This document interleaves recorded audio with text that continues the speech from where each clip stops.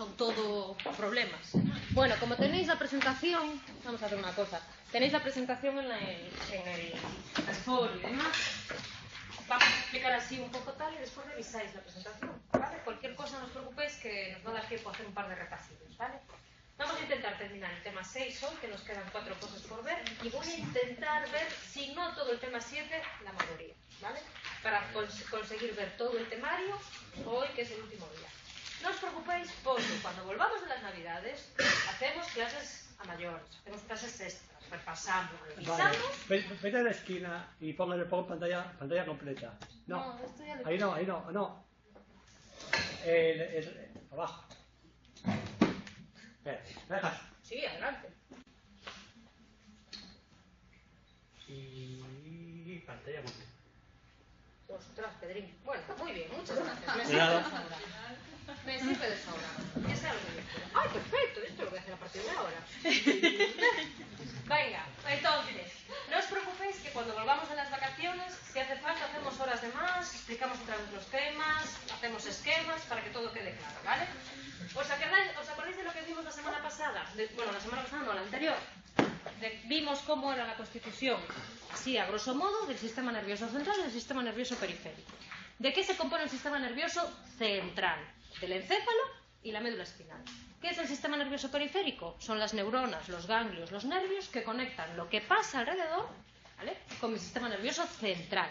Como conectan el exterior con el interior, ¿qué hacen? Cogen información sensorial y la llevan a mi sistema nervioso central para que llegue a mi encéfalo y yo la pueda sintetizar, o cogen la respuesta de mi sistema nervioso central y la emiten en forma de movimiento, en forma de señal que tienen que llegar a mis vísceras, etc. ¿Os acordáis de eso? Habíamos visto cómo en el sistema nervioso central el encéfalo se componía de tronco del encéfalo, cerebelo, diencéfalo y hemisferios cerebrales, ¿vale?, con sus características morfológicas, etcétera y demás, y mi sistema nervioso periférico eran vías que podían ser aferentes si iban a mi sistema nervioso central con información sensorial, o vías eferentes si iban de mi sistema nervioso central a mi sistema nervioso periférico para emitir la respuesta, ¿vale? Las vías aferentes, las que llevan información sensorial, pueden ser aferentes somáticas, si llevan información de mis músculos sobre lo que yo percibo a lo mejor en la yema de mis dedos, o pueden ser aferentes viscerales, si lo que llevan a mi sistema nervioso central es información sensorial sobre el estado de mi organismo interno, sobre, oye, es que resulta que el estómago está detectando que hay comida, ¿vale? La respuesta a través de las vías eferentes también puede ser eferente motora, si lo que yo quiero emitir es una respuesta en forma de movimiento, o bien eferente visceral, si lo que yo le estoy dando es a lo mejor la respuesta a las glándulas para que emiten una determinada sustancia, para hacer la digestión o lo que sea. ¿Bien? ¿Resumen hecho? Vale. Pues eso es donde nos quedamos la semana pasada, viendo cómo era la constitución de los nervios que formaban parte del sistema nervioso periférico. Nervios que podían ser nervios craneales o nervios espinales. ¿Bien? Vale. Venga, vamos a continuar y a ver si somos capaces de verlo todo. Vale. ¿Qué pasa con mi sistema nervioso? ¿Vale? Que es un sistema que es muy valioso. ¿Qué es lo que tengo yo dentro de mi sistema nervioso? Todas mis neuronas. Oye, pues en un determinado momento ese sistema tengo que protegerlo para que no se dañe. Para que no se dañe a lo mejor a través de un golpe, ¿vale? O para que no se dañe a través de virus que le puedan llegar. Y al mismo tiempo, ¿vale?, además de protegerlo, ojo, yo mi sistema nervioso central come en forma de glucosa que tengo que consumir para que llegue a través de la sangre a ese sistema nervioso central. ¿Bien? Y es que además mi sistema nervioso central no solo es que coma, es que también respira. Entonces, ahora vamos a ver los sistemas de mantenimiento y protección de ese sistema nervioso central. Como medio de protección yo tengo las meninges, que son los cascos, por decirlo así, que recubren mi encéfalo, y tengo el sistema ventricular y la producción del líquido cefalorraquídeo. Esto como medio de protección. ¿Qué necesito para mantener ese sistema nervioso central? Necesito una circulación sanguínea que llegue hasta él para los nutrientes y necesito una barrera hematoencefálica que me filtre lo que llevo a través de esa sangre. ¿Por qué? Porque esa sangre donde hay los nutrientes y donde viene el oxígeno también corre el riesgo de que se metan, ¿qué?, sustancias nocivas. pues tiene que haber algún sistema que sea capaz de filtrar esas sustancias. ¿Sí?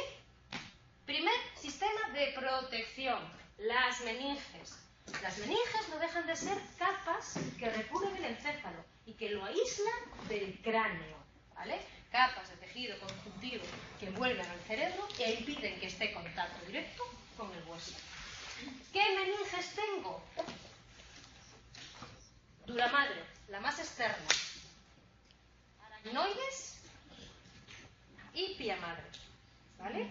La dura madre es la más externa, es la que está adherida al cráneo del hueso. Sería esta, bueno, este es el hueso, este es el cráneo, triqui, triqui, tri, sería esta de aquí, ¿vale?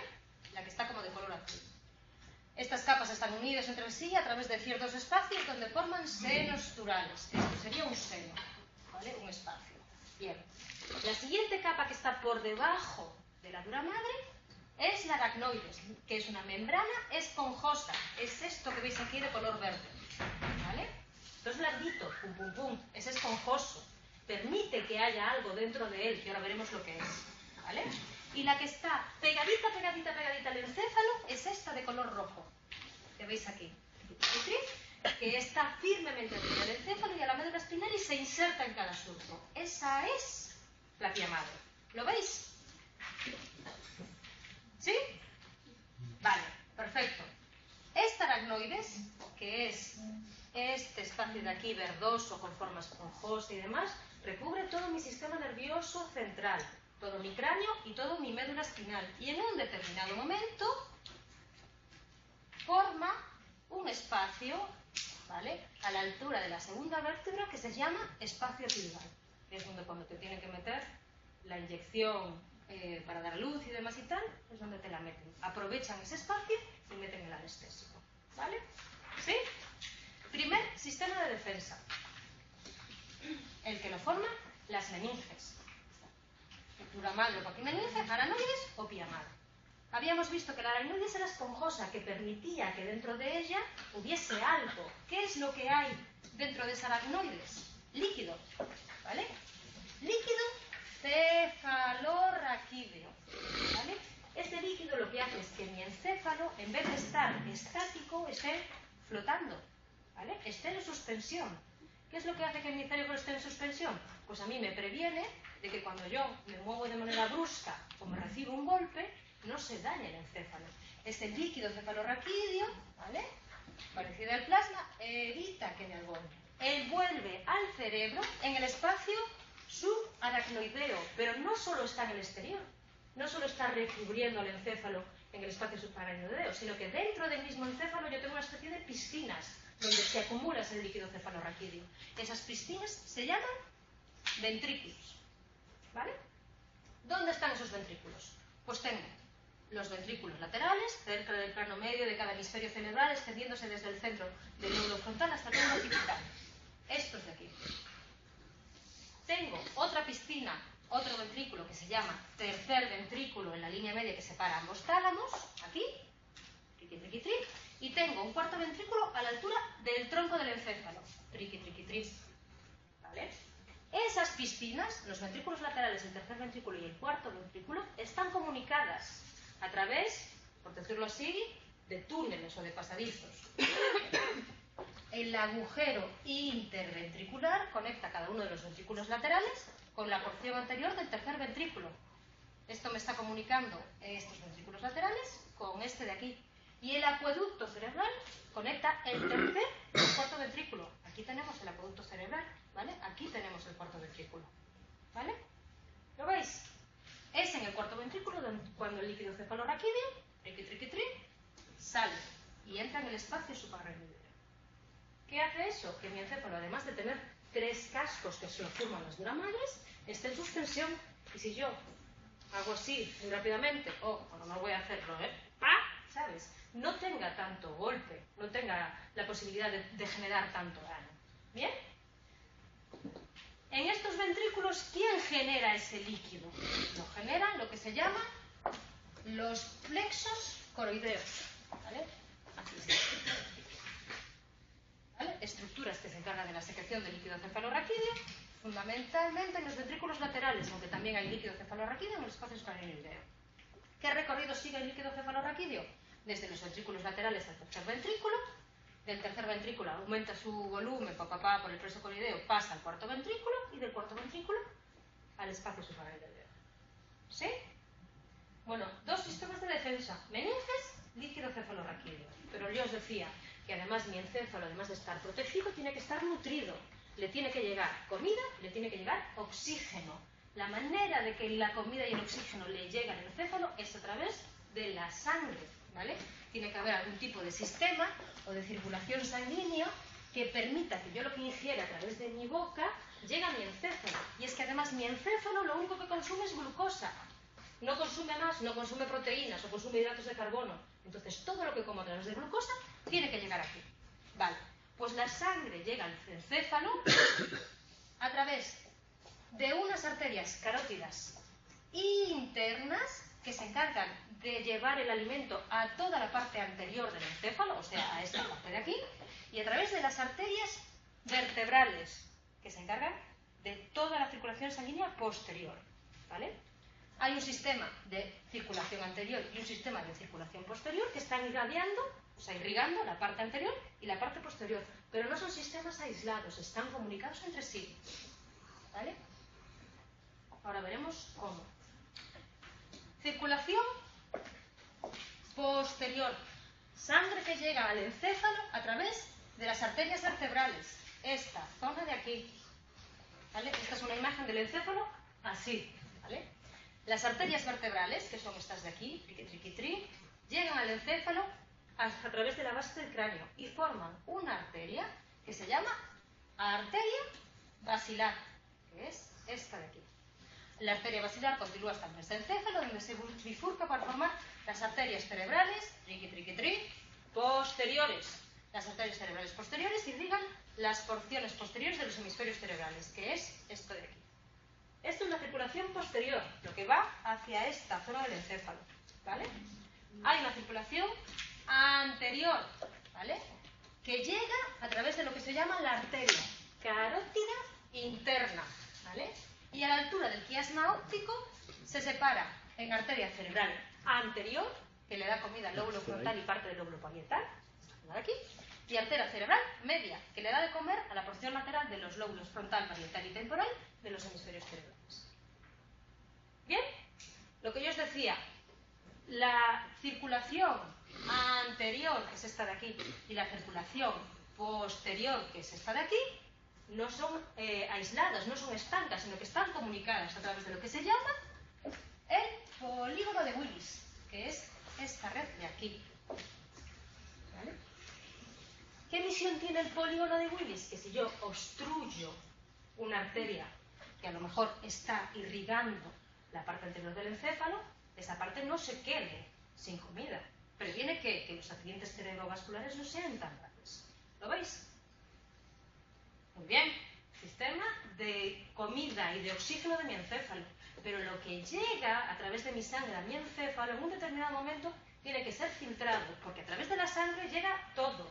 Llega cosas que pueden ser buenas y que pueden ser sanas para mi organismo, y también pueden llegar cosas malas. Pues la filtración de esa sangre que llega al encéfalo la hace la barrera hematoencefálica, ¿vale?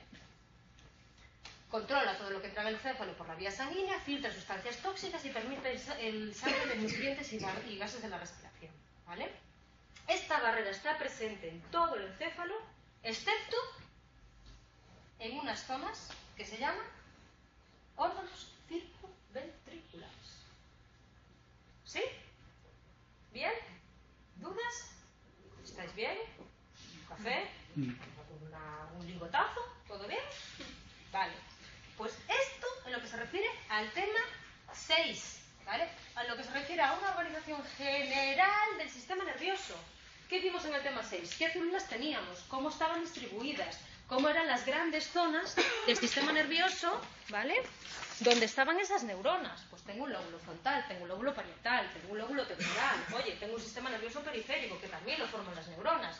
Hemos visto cómo esas neuronas no son las únicas células que forman parte de mi sistema nervioso central. Oye, tengo neuronas y tengo glía. Bien, ¿Os acordáis de todo esto? Vimos cómo era la constitución de esa neurona. ¿Os acordáis? Vimos que la neurona tenía una constitución de un cuerpo celular, soma, de muchas dendritas, que es por donde les llega la información a las neuronas, y de un único axón. ¿Bien? ¿Os acordáis de esto? Y vemos cómo esta constitución de la neurona le permitía en un determinado momento transmitir información de un lado a otro.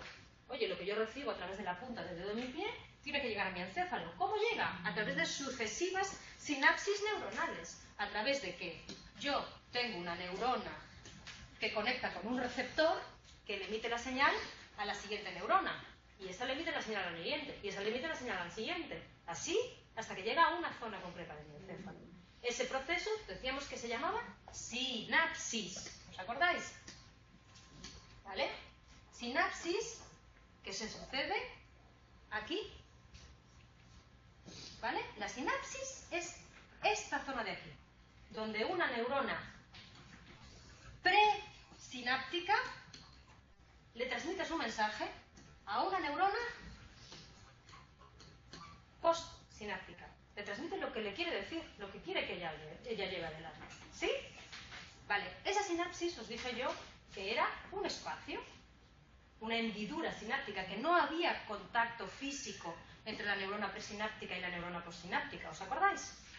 Bueno, pues eso no es del todo cierto.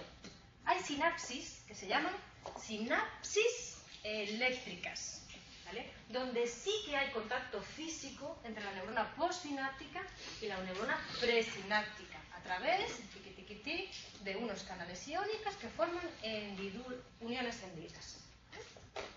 Estas sinapsis eléctricas son las menos numerosas. ¿Por qué? Porque presentan la facilidad de que la información se transmite de manera instantánea, pero que no puede ser modulada, ¿vale? Porque la información llega en un todo. ¿Bien? Pues como estas son las menos numerosas, las que a mí me interesa conocer son estas, que son las que utilizan sustancias químicas que se llaman neurotransmisores, que se producen en la neurona presináptica y que en un determinado momento, a través de un impulso eléctrico, se liberan en la hendidura sináptica y entran en contacto con la neurona postsináptica. ¿Por qué me interesan estas? Porque estas pueden modularse. Yo puedo emitir una sustancia mucho o poco, ¿vale? A lo mejor son más lentas, pero permite que haya una modulación. Y esta es la base, ojo, de todo lo que es la psicofarmacología. ¿Sí? Bueno, pues vamos a ver estas de aquí, sustancias químicas, ¿vale? Hola. Vale, os decía yo que la comunicación de una neurona a la otra, lo que es la sinapsis, es una combinación de un impulso eléctrico y de una sustancia química. Es la combinación de un impulso eléctrico que se emite a través del axón, que cuando llega a los botones presinápticos libera una sustancia química. ¿Sí? Bueno, eso se produce gracias a lo que es la bicapa lipídica. Habíamos visto como la neurona estaba aislada del exterior a través de una bicapa lipídica, que era hidrófila por el exterior, hidrófilo en el interior. ¿Os acordáis de eso? Vale. ¿Qué pasaba con esa doble bicapa lipídica de las neuronas? Que mantiene aislado lo que hay dentro con lo que hay fuera de la neurona. ¿Bien? ¿Qué es lo que hay dentro y fuera de las neuronas? Moléculas que presentan una carga eléctrica, que se llaman iones. ¿Vale? Yo dentro de la neurona tengo iones y fuera de la neurona tengo iones. O sea, moléculas que están cargadas positivo o negativamente. Si están cargadas positivamente se llaman cationes y si están cargadas negativamente se llaman aniones. Vale, muy bien. Ahora viene lo interesante. Resulta que esos iones que presentan una serie de cargas no están, por decirlo así, estables en el interior y en el exterior. O sea, lo que hace es que haya una diferencia de cargas y que esa membrana presente un voltaje, un potencial de membrana. ¿Vale? ¿Sí? ¿Me seguís o no me seguís? Vale. Un voltaje de membrana. ¿Qué pasa si las cargas están estables o no hay diferencia de cargas entre el interior y el exterior de la membrana? ¿Vale? Que el voltaje sería ¿qué? De cero. En nuestro caso, la membrana presenta diferencias de cargas en el interior y el exterior. El voltaje de membrana variará si esa neurona está inactiva o si está transmitiendo información. ¿Vale? Bien, hemos visto que hay diferencias de carga en el interior y en exterior. Habrá más cargas negativas en el interior, más cargas negativas en el exterior, más cargas positivas en el interior, más cargas... Bueno, ahora lo veremos con calma. ¿Vale? ¿Qué pasa con esas cargas? ¿Qué pasa con los imanes? Que si son del mismo signo, se repelen. Y si son de distinto signo, se atraen. ¿Vale? Entonces, al haber una diferencia de cargas en esta membrana neuronal, ¿vale?, habrá movimiento de iones en función de la carga. ¿Sí?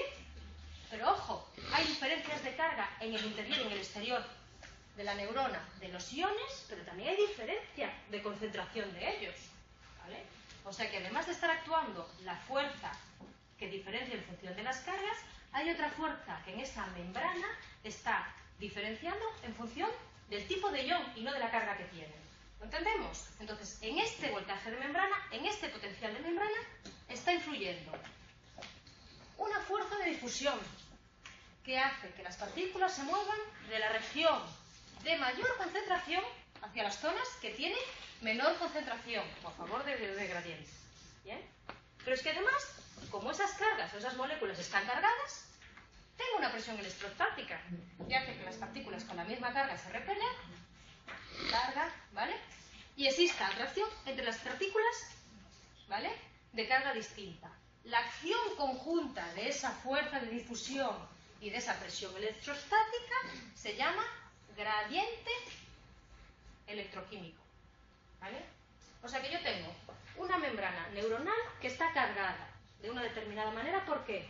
Porque en el interior y en el exterior hay un juego de iones de moléculas que presentan carga, que además de presentar diferencias en función de la carga, están concentrados de manera distinta.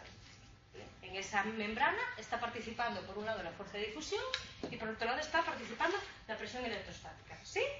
Bueno, hasta ahí todo bien, pero es que resulta que además de estar afectando a la membrana la fuerza de difusión y además de estar afectando a la membrana la presión electrostática, esa membrana presenta distinta permeabilidad para unos iones que para otros.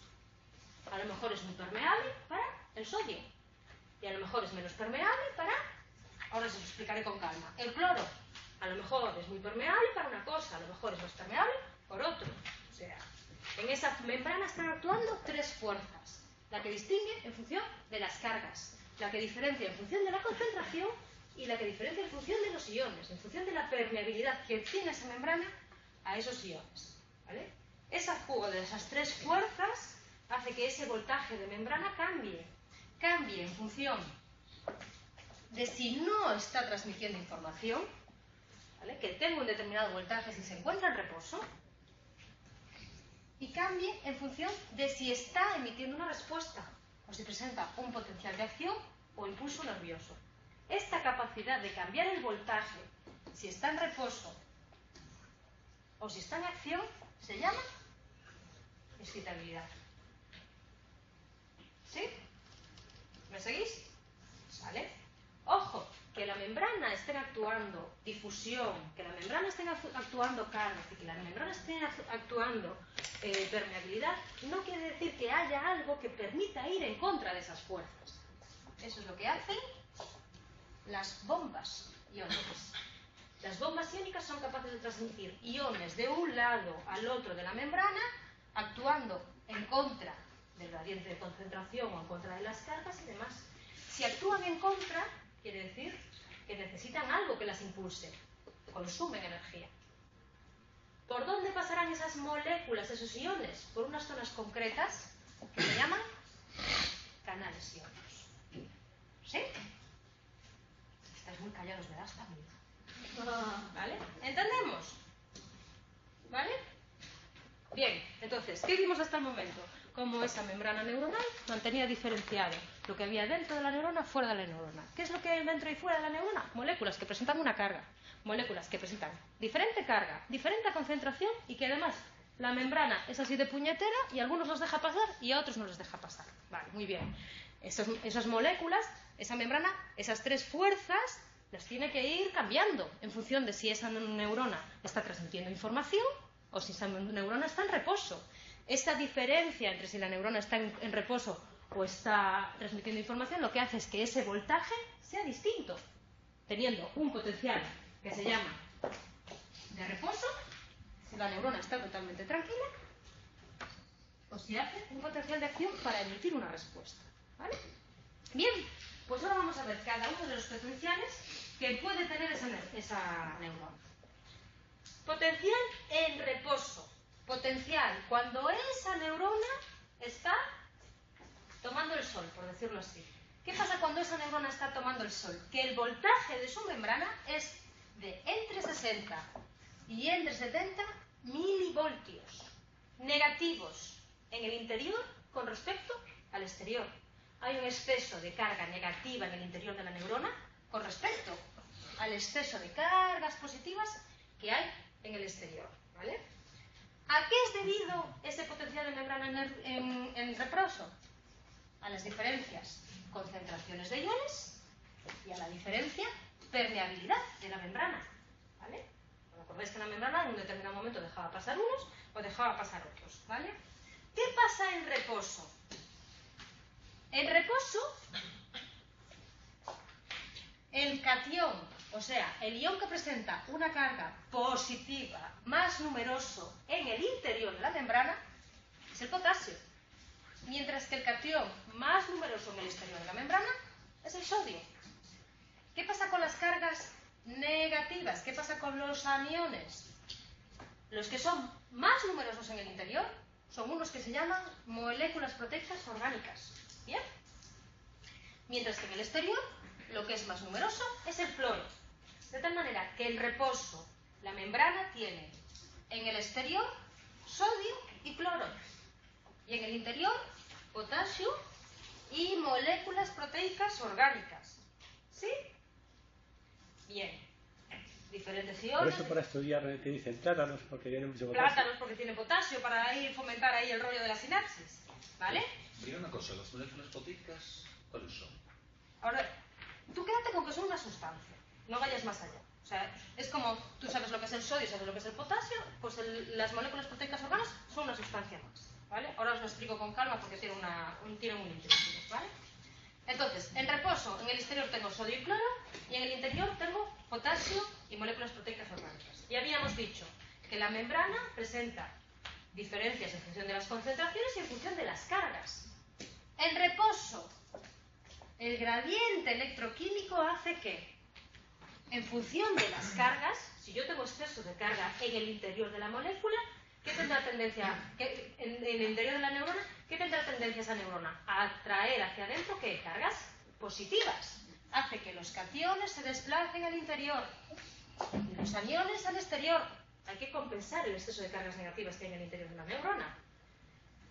La fuerza de difusión, que no discrimina entre cargas, sino que tiene en cuenta las concentraciones, lo que hace es que el potasio, que está más concentrado en el interior, tienda a salir, mientras que el sodio y el cloro, que están más concentrados en el exterior, ¿qué hagan? Tiendan a entrar. ¿Lo veis?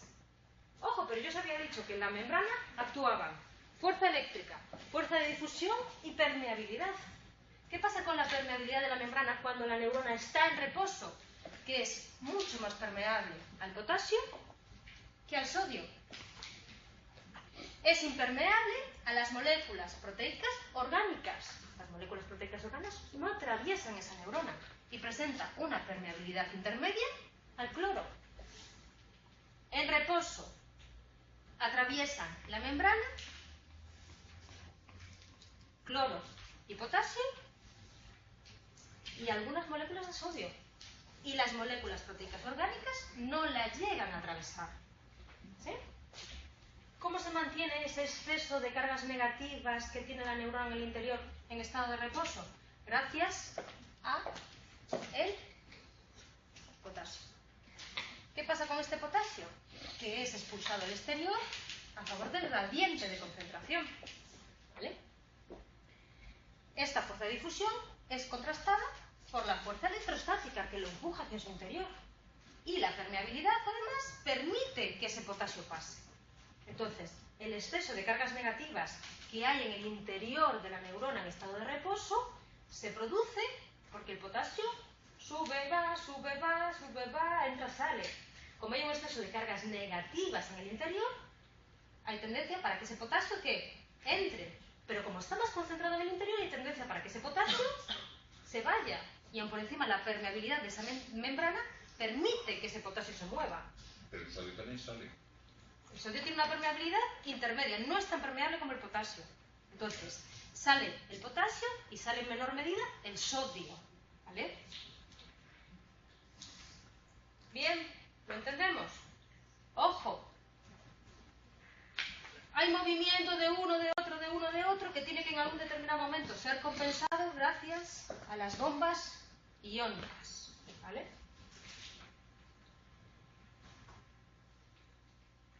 ¿Lo entendéis o no lo entendéis? ¿Vale? Vale, perfecto. Eso, cuando la neurona está ¿en qué? En reposo. Representa un exceso ¿de qué? De cargas negativas en el interior con respecto al exterior. ¿Qué le pasa a esa neurona cuando le llega un impulso?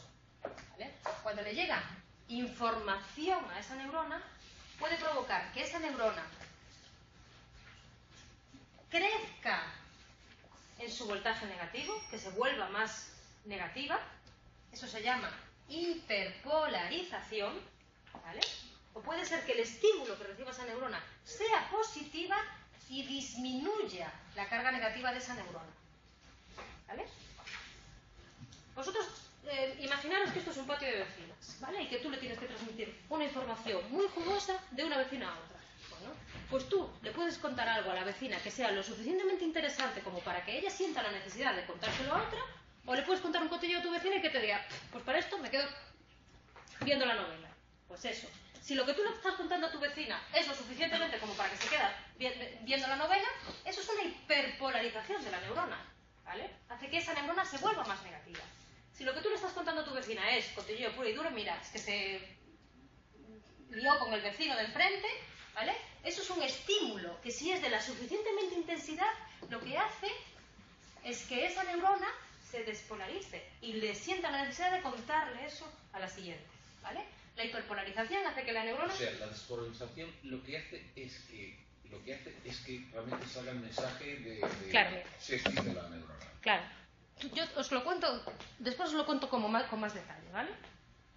Si la neurona normalmente está en un estado negativo, entre menos 60 y menos 70, si yo lo que recibo es algo que me hace estar más negativo, yo me quedo más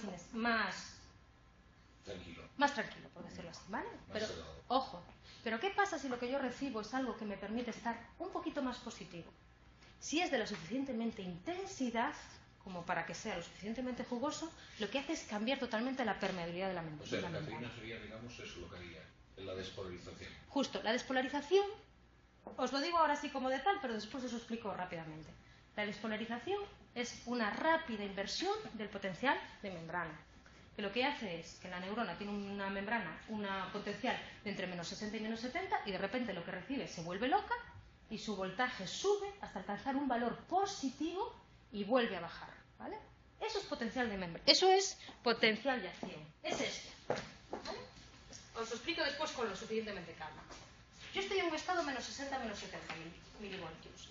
Recibo un estímulo de la suficiente intensidad como para llegar a un punto que se llama umbral de excitación o potencia umbral.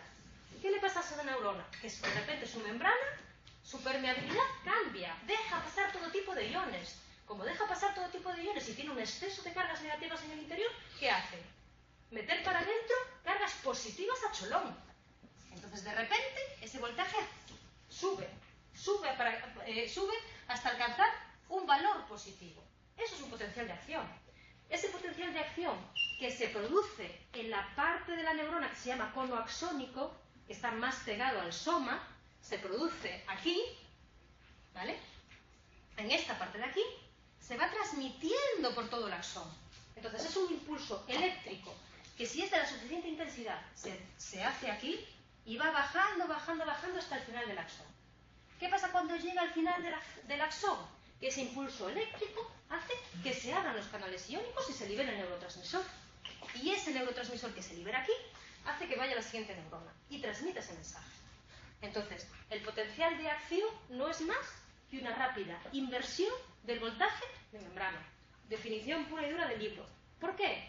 Porque yo recibo una excitación de aproximadamente 15 milivoltios, ¿vale? Que lo que hace es que mi voltaje de membrana pase de ser de menos 60 a menos 70, a por ejemplo a lo mejor estar en menos 45, menos 50 y demás. Bien. Cuando llego a ese umbral, cambia la permeabilidad de la membrana, se abren todos los canales, permiten la entrada de iones positivos, adquiere un valor positivo y ese impulso eléctrico es el que se transmite desde aquí hasta aquí, hasta abajo, ¿vale? Ese impulso eléctrico se transmite según la ley de todo o nada. El potencial de acción se produce si la despolarización es lo suficiente. Y cuando se produce, siempre conserva el mismo valor y sin disminuir. O sea, se produce un potencial de acción si la estimulación hace que el voltaje llegue a los menos 35, o lo que sea. ¿Bien? Bien. Si llega, se produce sin consecuencias y sin pérdida. Si no llega, no. ¿Vale? Y ese potencial de acción, esa rápida inversión del voltaje hasta alcanzar un punto positivo, va por fases, ¿vale? Hay una fase que se llama fase de despolarización, fase ascendente, que es la que hace que el voltaje alcance los 50 milivoltios y yo llegue aquí. Y después hay una fase de repolarización o fase descendiente, que es cuando el voltaje de membrana vuelve a adquirir su grado negativo, sus menos 60, menos 70 milivoltios. Perdón, en la diapositiva anterior pones que siempre se conserva sin disminuir. Porque está recubierto en mielina, eso lo explico. ¿Vale? ¿Lo veis? Esto es el potencial de acción, esta rápida inversión del voltaje a la membrana. ¿Vale? ¿Por qué se produce? Porque hay cambios en la permeabilidad de esa membrana. Durante la fase de despolarización, esta fase de aquí, se abren los canales que tienen que dejar pasar el sodio. El sodio es positivo. Tengo un exceso de cargas negativas en el interior. Si lo dejo pasar libremente, ¿qué hace ese sodio? Entrar a saco. Esos canales que se abren porque les llega el impulso nervioso o el impulso eléctrico se llaman canales de sodio dependientes del voltaje. La apertura de los canales de sodio dependientes del voltaje hace que esa neurona vaya adquiriendo un voltaje que positivo y hace que además se abran otros canales dependientes del voltaje, que son los canales de potasio, que necesitan una estimulación un poquito mayor que los canales de sodio, por eso se abren posteriormente a ellos y son un poquito más lentos. Entonces, ¿qué pasa cuando a esta neurona le llega un estímulo positivo? Que si llega a un determinado nivel, hace que se abran los canales de sodio y el sodio entre muy rápidamente. Una vez que se abren los canales de sodio, posteriormente se abren los canales de potasio, que hace que el potasio entre un poquito más lento y que la neurona adquiera un valor positivo. ¿Lo veis? ¿Qué pasa después? En la fase de repolarización, que se van cerrando esos canales. Se van cerrando los canales de sodio y de potasio. ¿Vale? ¿Qué pasa? ¿Quién se cerrará primero? Los canales de sodio. ¿Quién se cerrará después? Los canales de potasio. El tiempo en el que están abiertos los canales de potasio, que ya están cerrados los canales de sodio, hace que haya un tiempo que se llama periodo refractario absoluto. La neurona no puede volver a emitir una respuesta. ¿Por qué? Porque todavía tiene cerrado algún tipo de canal. O sea, está cerrándose todavía. Entonces, por mucho que le llegue estimulación, todavía está transmitiendo la señal anterior. ¿Vale? ¿Qué pasa cuando se cierran ambos canales? Que hay un periodo refractario que se llama relativo. Que el voltaje de esa membrana cae ya no hasta los menos 60, los menos 70 milivoltios, sino que cae hasta los menos 90 milivoltios, que sería esta fase de aquí. Ojo, los canales están cerrados, tanto los de sodio como los de potasio. ¿Quiere decir que esa neurona no puede transmitir información? Sí, sí que puede transmitir información, pero tiene que recibir un estímulo muchísimo más intenso, porque ahora tiene que partir desde un estado negativo de menos 90 milivoltios. ¿Sí? Los átomos de cloro también entran en ese periodo refractario, ¿no? Sí. Es cuando entran. ¿Vale? ¿Entendido? Entonces, ¿qué es lo que ha pasado en un potencial de acción? ¿Vale? Primero entra el sodio, después entra el potasio. Y entran porque hay una diferencia de cargas, porque yo abro unos canales y hay una diferencia de cargas en el interior negativo con respecto al exterior que permite que esos iones se muevan. ¿Qué pasa si a lo mejor los iones de sodio y de potasio están igualmente concentrados en el interior y en el exterior y presentan la misma proporción de cargas en el interior y en el exterior? Que aunque yo abra esos canales, esos iones no se mueven, ¿vale? Pero como están diferentemente concentrados y diferentemente cargados, hay movimiento entre ellos. Ese movimiento se llama... ¿Dónde está? No, conductancia. No me hago. Conductancia. ¿Bien? ¿Sí?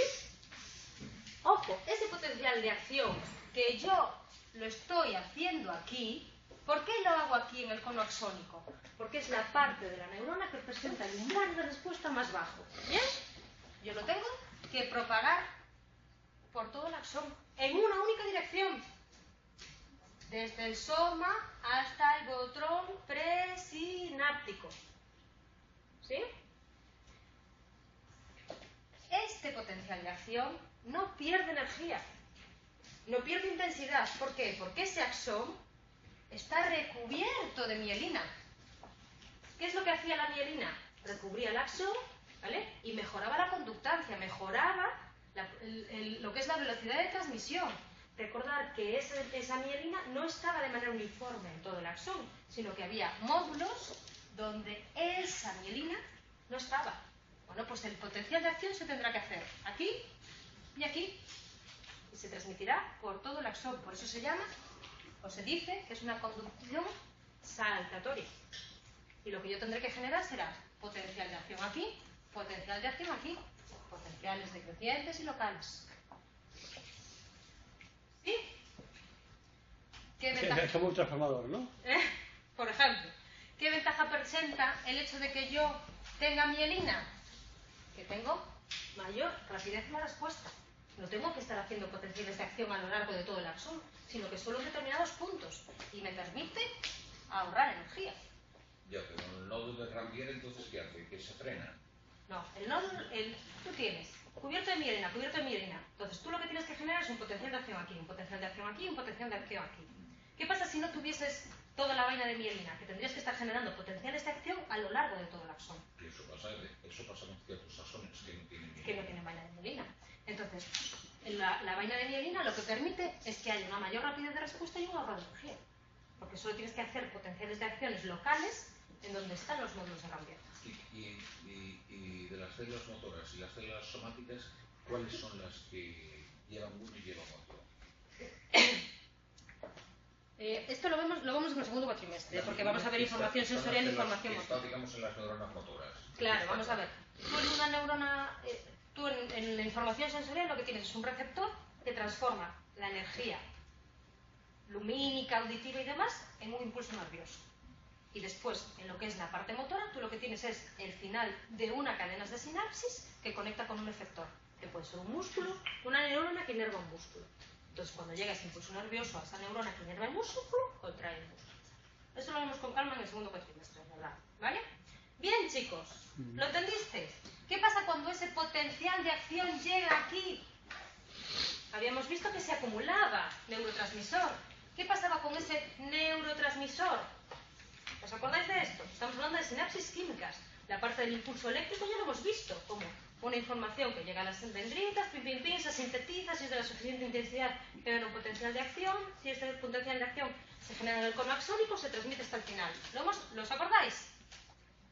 Vale. ¿Qué pasa con la parte química, que es la que vamos a ver ahora? La parte química implica que esa neurona, además de recibir un impulso nervioso, sintetiza una sustancia que se llama neurotransmisor. Esa sustancia se sintetiza en el soma y se acumula al final del axón, en lo que se llaman los botones presinápticos. ¿Vale? Es esa sustancia química la que en un determinado momento, cuando recibe el impulso nervioso, es liberada y viaja a la hendidura sináptica para llegar a partes concretas de las dendritas de la neurona postsináptica, donde hay los receptores que se encargan de coger esa sustancia química. ¿Sí? Bueno, pues vamos a ver esa parte de la parte química. ¿Bien? Ojo, si yo lo que estoy utilizando son sustancias químicas, en algún determinado momento tendré que sintetizarlas. ¿Vale? Son sintetizadas aquí, son acumuladas aquí. ¿Qué pasa cuando ese impulso nervioso llega aquí? ¿Qué pasa cuando ese impulso eléctrico llega aquí? Hace que se abran unos canales que se llaman canales de calcio dependientes del voltaje. ¿Vale? Esos canales de calcio liberan esa sustancia química. Esa sustancia química viaja en la hendidura sináptica y llega a la neurona postsináptica, donde hay unos receptores que lo están esperando. La serotonina es liberada, pues hay unos receptores de serotonina en la neurona postsináptica que están cogiendo esa sustancia química, ¿vale? La interacción de ese neurotransmisor con ese receptor provoca cambios en la permeabilidad de la neurona postsináptica. Por eso se dice que ahí hay canales iónicos controlados por neurotransmisores. Entonces, es esa interacción neurotransmisor-receptor la que hace que cambie el voltaje de la neurona postsináptica. ¿Sí? Una vez que esa sustancia química hace efecto, ¿yo qué hago? Tengo que inactivarla. Ya la utilicé. O bien me la como, o bien la destruyo, o bien la recapto. Hago que vuelva a esa neurona presináptica, ¿vale? Porque la puedo utilizar a lo mejor más adelante. La serotonina es captada por los receptores postsinápticos, hace efecto, cambia la permeabilidad de la membrana postsináptica y en un determinado momento es liberada y vuelve a la neurona presináptica. ¿Sí? Vale, perfecto. Venga, seguimos. Bueno, esto lo leéis en clase, que son clases de sinapsis químicas, etcétera y demás. Axoaxónicas, demás, esto solo es teoría. ¿Bien? ¿Qué pasa cuando ese neurotransmisor entra en contacto con el receptor? Que puede producir la activación de esa neurona o puede producir la inactivación de la misma. Puede hacer que esa neurona, volvemos a lo de antes, esté más positiva o esté más negativa. ¿Sí? ¿Me seguís? Sí. ¿Sí? Pues lo dejo aquí. ¿Queréis que termine el tema para que lo llevéis entero para casa? Vale, perfecto. Venga, pues no os preocupéis. Vale, bien. Vale. Ojo, aquí ya no estoy hablando de potencial de acción. Potencial de acción hay solo uno, que es el que se produce en el cono axónico y que se emite hasta llegar a los botones presinápticos. ¿Qué es lo que pasa cuando el neurotransmisor entra en contacto con el receptor? ¿Vale? Entra en contacto aquí, en las distintas dendritas, ¿vale?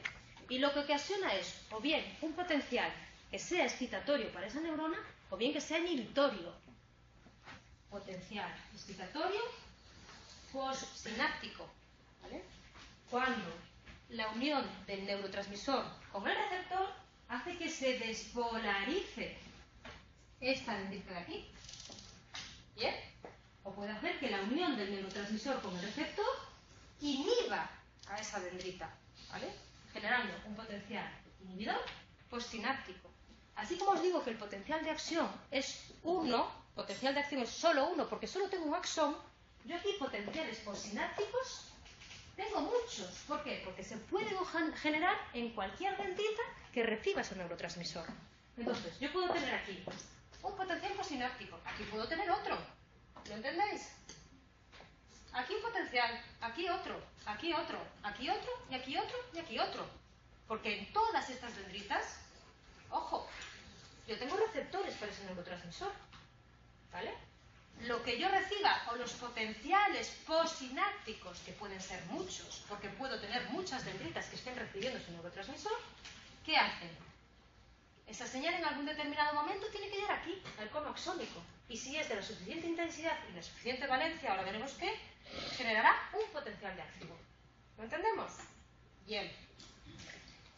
El potencial excitatorio ocasionará una posible despolarización de la neurona, mientras que el potencial inhibitorio, ojo, ocasionará una posible inhibición o hiperpolarización de la neurona.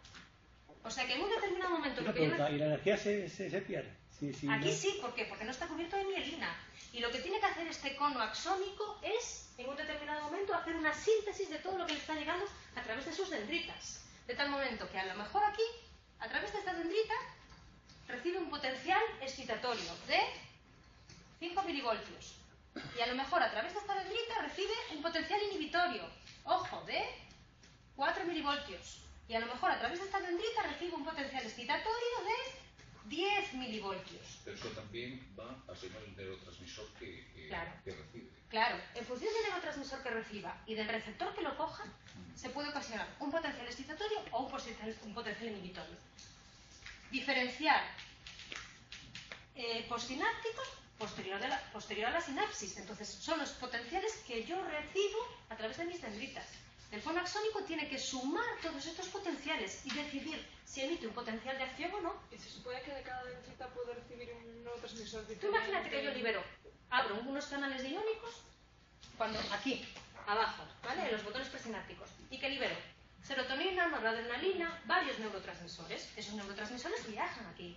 Oye, pues uno capta la serotonina y lo que hace es... ¿Una dendrita o es...? Una dendrita. O sea, una espínica dendrítica. Claro. Un neurotransmisor, un receptor que está aquí. Vale. ¿Vale? Coge ese neurotransmisor y genera un potencial excitatorio. Y resulta que hay otro neurotransmisor que hace sinapsis aquí, porque aquí está su receptor, y genera un potencial inhibitorio. Bien, pues esta neurona, para decidir si emite un potencial de acción o no, que lo hace aquí y lo emite a través de aquí, tiene que sumar todo lo que le viene alrededor. ¿Vale? Tiene que hacer una sumación de todos esos potenciales que le llegan a través de sus distintas dendritas. Tiene que hacer una integración, ¿vale? Tiene que hacer una sumación espacial y temporal de todo lo que le llega al mismo momento, o sea, a la misma neurona y al mismo tiempo. ¿Bien? Y decidir si lo que hace es emitir un potencial de acción o no. Volvemos al patio de vecinas. Resulta que ahora tenéis, yo qué sé, la juntanza de la comunidad y os reunís todos.